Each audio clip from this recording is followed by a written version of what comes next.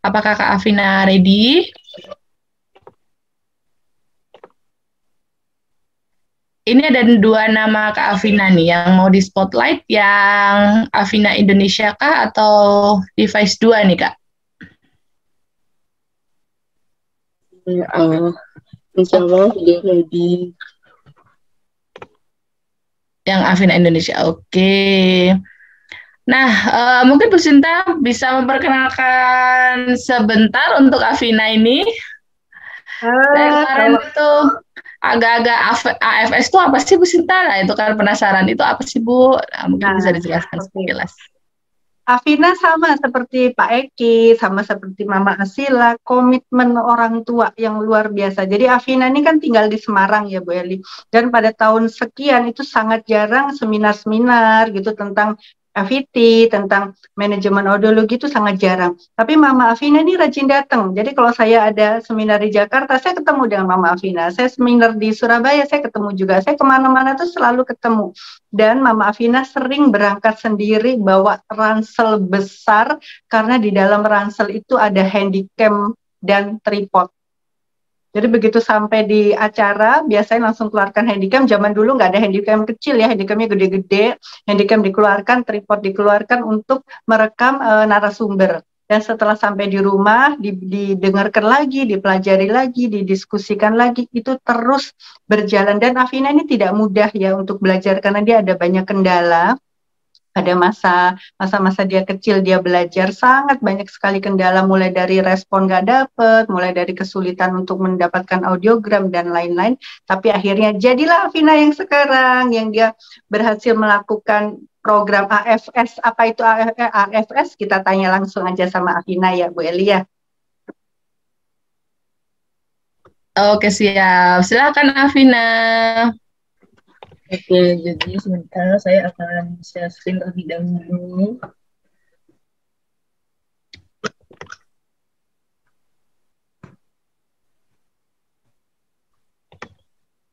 Posisi ini mungkin bisa dibetulkan dulu Mbak Afina, posisi kameranya.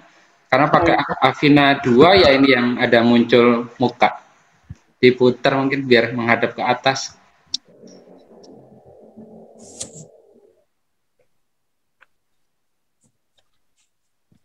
Miring ya.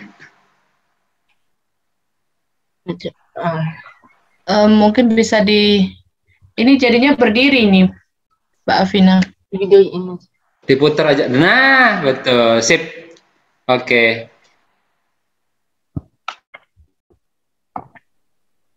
Apakah sudah terlihat? Oke, sudah terlihat. Selamat malam semua. Jadi perkenalkan, nama saya Afina. Saya merupakan pelajar kelas 13 SMA dan jurusan IPA di SMA Negeri 3 Semarang. Dan saya juga merupakan salah satu alumni dari program AFS Global STEM Academies. Jadi pertama-tama saya mau memperkenalkan tentang AFS dulu. Tapi sebelum itu saya memperkenalkan edukasi, maksudnya pendidikan yang pernah saya tempuhi sebelumnya. Jadi saya dari SD yang pertama itu SD Islam Al-Azhar 14 Semarang. Selanjutnya saya melanjutkan di SMP Islam Al-Azhar 14 Semarang, dan sekarang saya melanjutkan lagi di SMA Negeri 3 Semarang, yang dimana merupakan pendidikan saya saat ini. Selanjutnya, saya mau memperkenalkan tentang AFS nih. Jadi, AFS ini sebenarnya organisasi yang berskala internasional, dan itu juga nirlaba atau nama pemerintah yang memberikan kesempatan belajar antar budaya untuk para pemuda SMA atau para remaja. Jadi, bisa tentang budaya, pengetahuan iptek, keterampilan, dan apapun itu. Selanjutnya, saya juga memperkenalkan tentang program saya. Jadi, program saya ini sebenarnya terbilang baru, dan ini juga baru dari tahun ini berkolaborasi dengan AFS. Jadi, program ini tentang STEM. Jadi, STEM itu merupakan Science, Technology, Engineering, and Mathematics. Jadi, di dalam program ini, kita bakal belajar banyak hal tentang keberlanjutan untuk bumi ini, karena mungkin kalau pernah mendengar tentang Sustainable Development Goals, itu merupakan salah satu tujuan dari program ini. Jadi program ini akan memperkenalkan para remaja, anak muda tentang betapa pentingnya keberlanjutan sustainability dari segi STEM.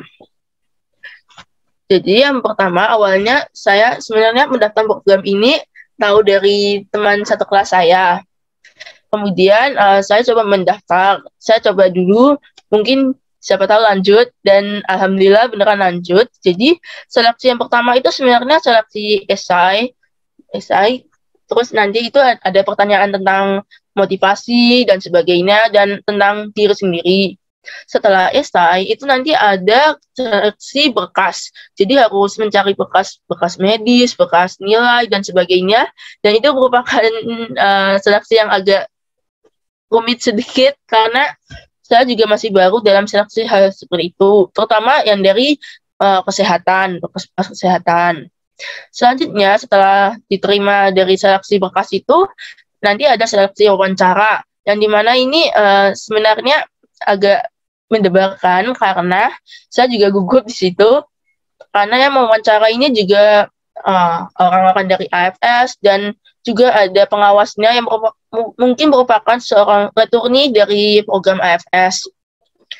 Jadi di wawancara itu juga ditanya tentang motivasi juga tentang background dan kegiatan selama di sekolah, tapi juga menggunakan dalam bahasa Inggris, tetapi juga tergantung pada wawancaranya. Jadi sebenarnya motivasi saya ikut program ini sebenarnya juga karena ingin tahu perkembangan ipteknya di negara lain, terus juga mengembangkan bahasa Inggris, dan juga mencari experience sama opini baru dengan bertemu banyak orang dari background yang berbeda, yang bermacam-macam. Kemudian setelah saya diterima, ini yang pertama adalah program online, jadi berlangsung selama 12 minggu. Jadi dalam 12 minggu, satu minggu itu ada meeting di dalam minggu itu. Jadi saya memilih hari Sabtu.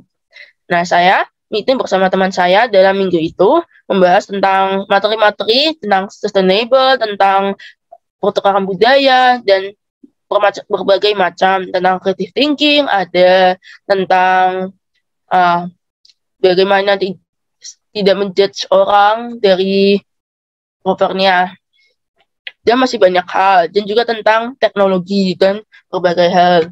Jadi di sini sebenarnya saya juga ketemu banyak teman dari berbagai negara. Nah, teman-teman dari berbagai negara, sebenarnya awal-awalnya ini saya agak takut, tapi ternyata saya bisa melewati itu, dan saya sebenarnya juga bilang kalau saya juga pakai alat bantu dengar atau ada masa pendengaran, tapi ternyata teman saya juga memaklumi dan mereka juga senang, dan saya juga sangat menikmati itu walaupun ada tantangan di listening dan sebagainya, karena dialog juga, mungkin aksen, dan juga mungkin koneksi juga dari dan berbagai macam lah. Setelah itu program online selesai, nanti ada dikasih tugas besar yang dimana project.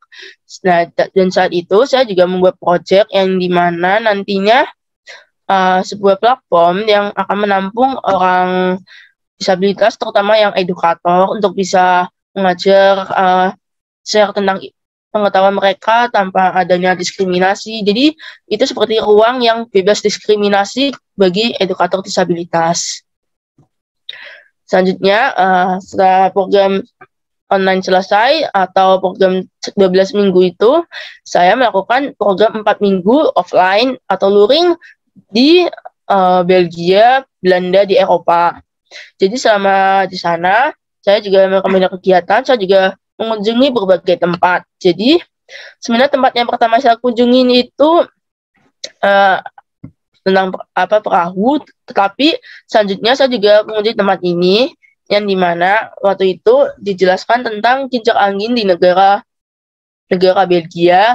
Nah, ternyata mereka sudah mengembangkan dari masa ke masa, dan ternyata masih dari masa ke masa itu jumlahnya berbeda dan modelnya itu juga berbeda. Dan mungkin keunggulannya juga lebih unggul yang dari tahun sekarang ini. Selain itu, saya juga di sana juga mengunjungi tempat-tempat bersejarahnya di Belgia, salah satunya Cavendish Castle.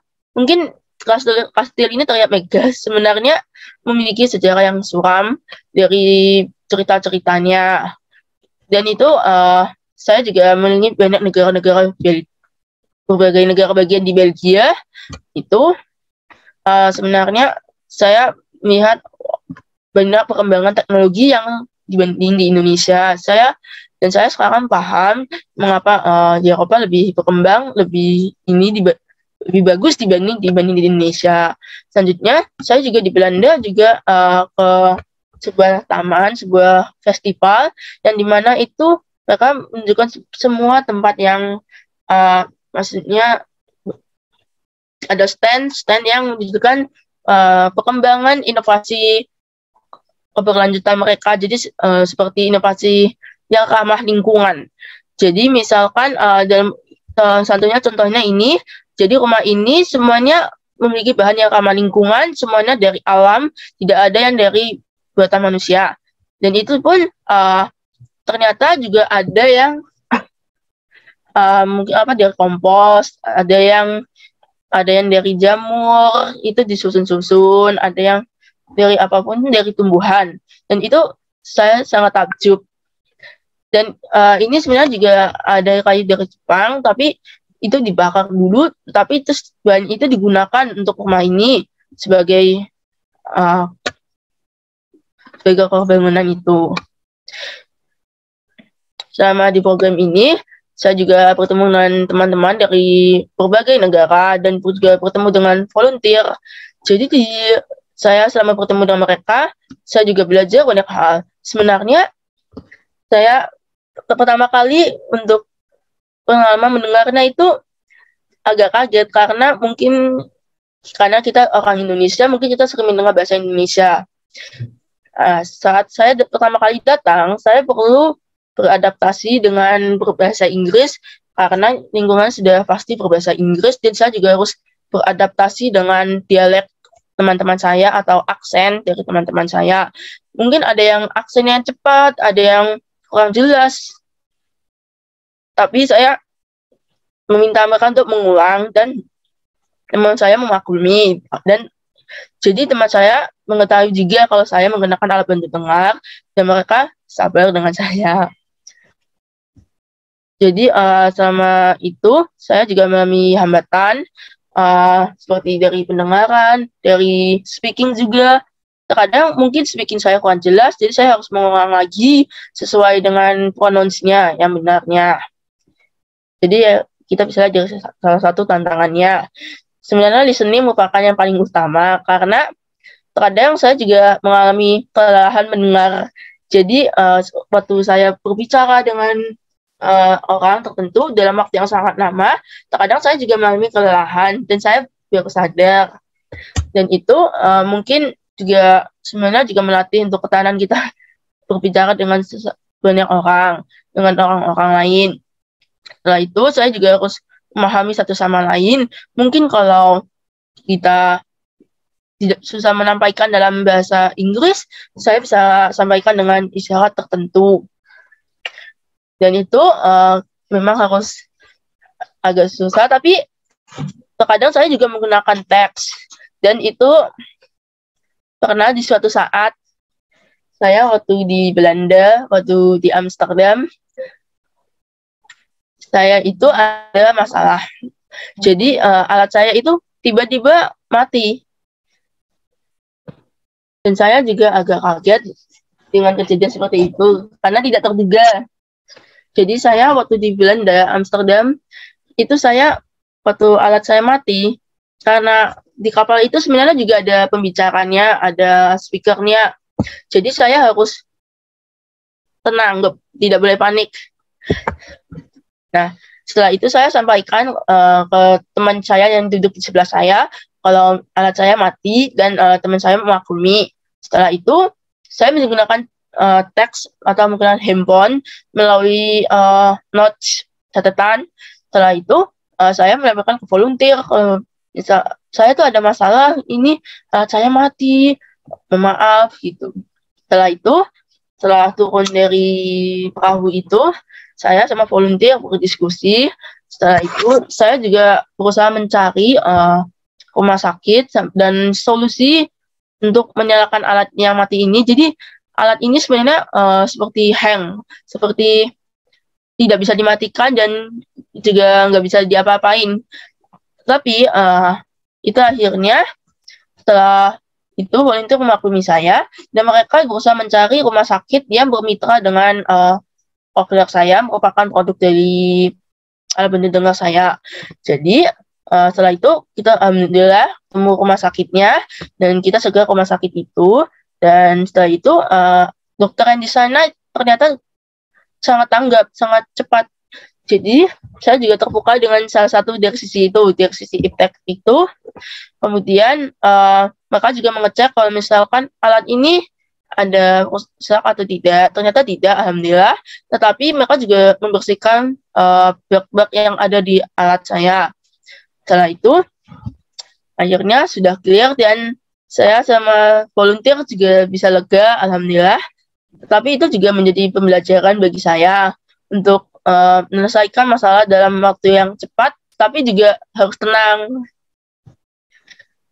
Selain itu, sebenarnya saya alhamdulillah tidak ada masalah lagi. Tetapi dari pengalaman dari program-program ini sebenarnya luar biasa, karena saya juga bertemu dengan banyak orang dan saya bisa meningkatkan bahasa Inggris, dan jadi saya sendiri semakin semangat belajar bahasa Inggris setelah mengikuti program ini. Mungkin itu dari saya. Terima kasih sudah mendengarkan cerita dari saya. Apakah mungkin ada pertanyaan dari ibu-ibu? Terima kasih Afina. Di sini juga ada bapak-bapak loh. Iya, ibu dan bapak-bapak. Terima kasih sekali. Sekarang masih SMA kelas 12. Wah, habis ini UN ya. Semoga lancar-lancar. Silakan Bapak Ibu untuk waktu kita yang tinggal sedikit sekali. Sebenarnya sih tadi sudah jam 8 selesai, tapi karena menarik sekali pembahasannya dengan para remaja ini, jadi kita lebihin. Nah, kurang sedikit sekali waktunya. Silakan bila ada pertanyaan. Tadi mohon maaf yang di chat, yang pertanyaan untuk Haidar sempat terlewat, tapi alhamdulillah sudah dijawab sama Haidar ya, Mama Emir, untuk menghafal Al-Qur'annya. Kemudian untuk Afina, silakan barangkali ada yang mau ditanyakan. Kalau masalah challenge berarti kurang lebih listening-nya tadi ya, karena menghadapi banyak action dari listening-nya. Betul, dari berbagai orang di belahan dunia yang lain, sehingga pasti aksennya berbeda walaupun sama-sama pronunciation English. Pasti Mbak Devina boleh stop screen dulu, Mbak Afina. Oh ya. Mungkin bisa menanyakan tentang AFS juga. Jadi AFS sebenarnya juga setiap tahun juga membuka program yang bernama KLS. Ini programnya scholarship untuk ke Amerika. Jadi anak-anak yang disabilitas pun juga bisa mendaftar sebetulnya. Mungkin sebuah kesempatan yang bagus untuk anak-anak yang dari SMA kelas 10 sampai dengan kelas 11.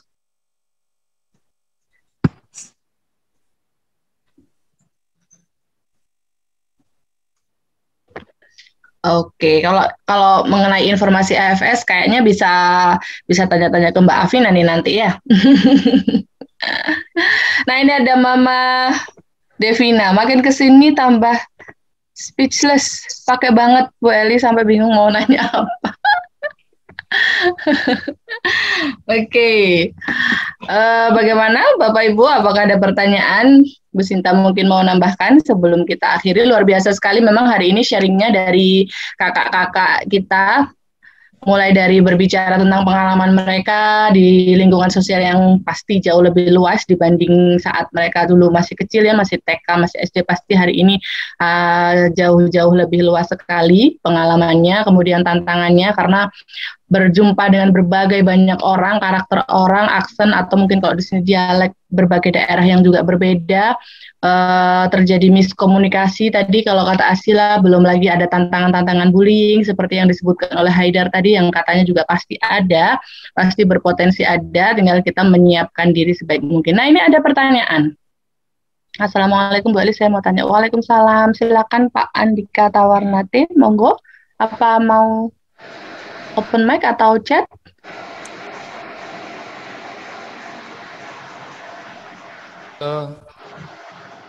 Sepertinya sinyal nggih Pak, karena putus-putus. Boleh chat Pak, kalau misalkan masih terputus sinyalnya. Halo. Oke, bagaimana Afina? Sudah dengar, boleh. Oke. Pak. Sudah didengar, Bu? Sudah Pak Andika, silakan Pak Andika. Bismillahirrahmanirrahim. Assalamualaikum warahmatullahi wabarakatuh. Perkenalkan, nama saya Andika Tawarnate NS. Kebetulan saya orang tua yang baru memiliki anak dengan gangguan pendengaran, yaitu anak saya yang kedua. Kondisinya saat ini saya dan istri kebetulan sedang tidak satu rumah karena saya harus melakukan tugas dinas di luar kota, Bu, tidak di domisili saya. Kebetulan istri saya sekarang berada di Aceh, tepat di Aceh Tengah, Kabupaten Aceh Tengah, di mana kemarin waktu anak saya berumur 11 bulan kami mengetahuinya ada gangguan pendengaran setelah kami melakukan pemeriksaan di Rumah Sakit Zainal Abidin Banda Aceh. Gak apa-apa Bu ya, saya sedikit cerita Bu ya. Silakan Pak. Tidak apa-apa Pak. Kemudian setelah 11 bulan kami mengetahui bahwa anak kedua kami mengalami gangguan pendengaran, di situ memang kami sedikit drop dan down karena kami tidak tahu apa yang harus kami lakukan. Nah, kebetulan istri saya yang begitu kuat dan tegar langsung mencari tahu apa itu sebenarnya yang dialami anak saya. Nah, pada saat itu istri saya langsung mendapat solusi bahwa itu anak harus diimplan. Dan apapun caranya, apapun usahanya, kami melakukan implan agar kami jadi orang tua itu tidak menyesal pada suatu hari nanti. Kemudian kami mencari biaya dan alhamdulillah dapat biaya, dan Asraf, anak saya yang kedua, sudah diimplan pada saat bulan Juli yang lalu. Bulan yang Juli lalu pada saat umur 1 tahun 4 bulan. Saat ini Asraf sudah menginjak umur 1 tahun 7 bulan. Nah, yang ingin saya tanyakan Pak, Ibu, dari awal saya memang menyaksikan acara ini, saya antusias sekali karena itu linknya dikirimkan oleh istri saya suatu brosur, dan tadi saya langsung telepon sama adminnya. Saya sangat antusias sekali mengikuti acara ini dari awal, dari narasumber yang pertama sampai akhir, dan memang luar biasa para narasumber yang saya lihat hari ini. Yang di luar ekspektasi saya, sehingga saya yang memiliki anak gangguan pendengar seperti mempunyai harapan baru, mempunyai semangat baru lah sebagai orang tua. Yang kendala saya di sini Bu, Bapak, karena saya jauh dari istri dan anak, karena harus tugas dinas kebetulan saya di Cirebon, di kota Cirebon, dinas dari kementerian, saya pegawai Kementerian Perhubungan. Kendala yang saat ini dialami istri saya itu pada saat terapi harus melakukan terapi sekitar 2 bulan, sebulan 2 minggu, dua kali dalam seminggu, dalam sebulan. Jadi setiap 2 minggu sekali istri saya berangkat dari Takengon, dari Aceh Tengah ke Medan. Nah, di samping itu istri saya juga bekerja Bu, Bapak. Jadi sekitar dari jam 8 pagi sampai jam 1 siang dia harus bekerja, meninggalkan anak saya dengan pengasuhnya. Setelah pulang dari kerja baru dia kembali bersama anak saya yang kedua. Jadi yang perlu saya tanyakan sini, apa sih langkah-langkah saya nih agar bisa lebih efektif dalam menerapkan AVT terhadap anak saya yang masih berumur 1 tahun 7 bulan. Karena ini pada saat ini usia pendengarannya lebih kurang masih masuk dalam 2 bulan usia pendengaran dia. Sedangkan kami di satu sisi kami juga orang tua masih bekerja. Dari seringan pengalaman-pengalaman Ibu Sinta, Ibu Eli, apa sih langkah-langkah yang harus saya lakukan nih sama istri? Karena di satu sisi kami juga masih bekerja dan waktu juga mungkin kurang banyak waktunya sih sama anak. Terlebih saya nih yang juga masih di luar kota, Bu. Dan juga saya sudah mengurus pindah sih agar bisa balik lagi ke Aceh biar bisa bersama-sama lagi sama keluarga untuk menemani anak saya di dalam tumbuh kembangnya. Mungkin dari Bapak dan Ibu yang sudah pengalamannya yang luar biasa nih bisa membagikan pengalamannya kepada saya, dan saya harap ini dapat bermanfaat bagi saya dan anak saya, terutama bagi anak saya untuk tumbuh kembangnya.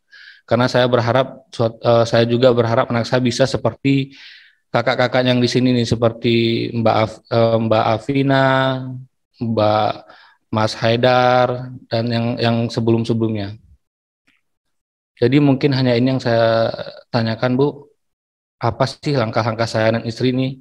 Di satu sisi saya yang di luar kota dan istri juga terapi AVT-nya harus 2 kali dalam sebulan karena tidak bisa setiap hari karena permasalahan jarak dan juga waktu, kemudian terlebih jarak sih Bu, karena terapis yang di kota saya itu belum ada, terapis audiologis di kota saya belum ada, di domisili kami tinggal. Mungkin hanya ini yang dapat saya pertanyakan, Bu. Jazakumullah khairan, Kak Siran, pada semuanya. Mohon arahannya, Bu, pada saya yang masih awam ini, yang masih baru ini dalam mendidik anak yang berkebutuhan khusus. Terima kasih Bu Sinta dan Bu Eli. Assalamualaikum warahmatullahi wabarakatuh. Waalaikumsalam warahmatullahi wabarakatuh.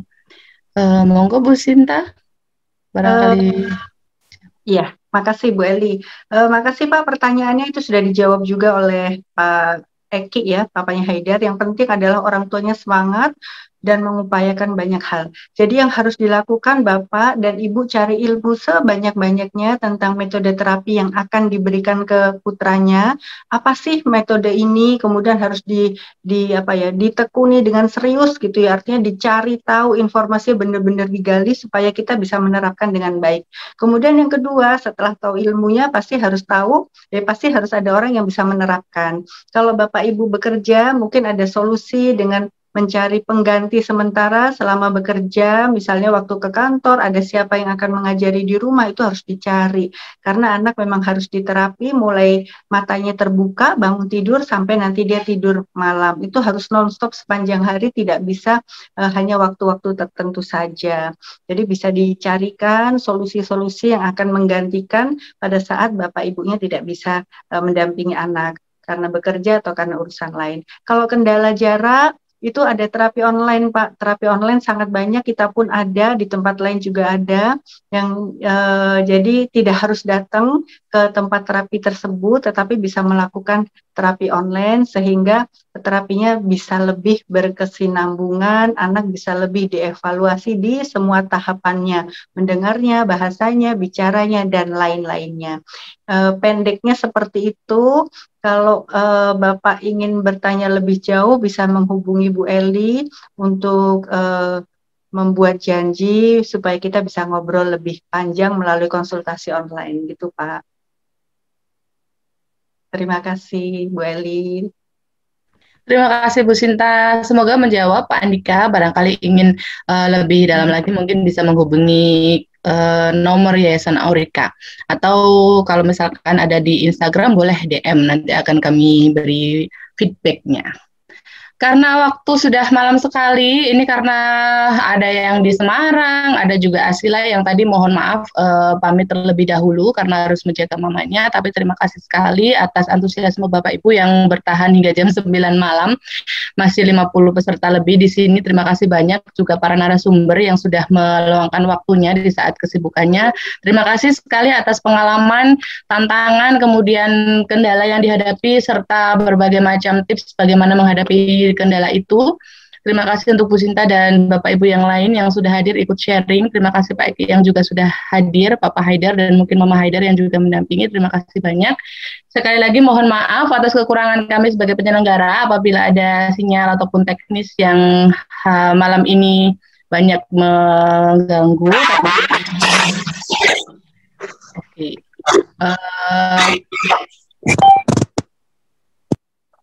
Oke. Nah, terima kasih sekali lagi kami akhiri Zoom malam ini. Semoga kita bisa berjumpa lagi di Selasa depan dengan narasumber yang berbeda, topik yang juga berbeda, semangat yang juga berbeda yang akan kami aturkan kepada Bapak Ibu semua. Sampai jumpa. Terima kasih sekali untuk Haidar, Mbak Dian, Afina yang juga sudah hadir, yang memberikan sharingnya. Terima kasih semuanya. Wassalamualaikum warahmatullahi wabarakatuh. Selamat malam, sehat-sehat semuanya.